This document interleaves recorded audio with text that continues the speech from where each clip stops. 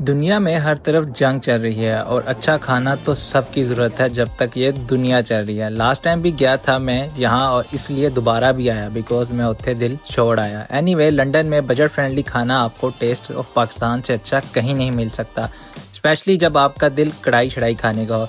Environment बिल्कुल family friendly था। Starter में कबाब और फिर लैम चर्सी कढ़ाई। एक एक नवाला अपनी दास्तान उसकी लज्जत में बताता है, जैसा पाकिस्तान से इसका कोई रिश्ता हो, क्योंकि वो कहते हैं ना कि दुनिया तो गोल है।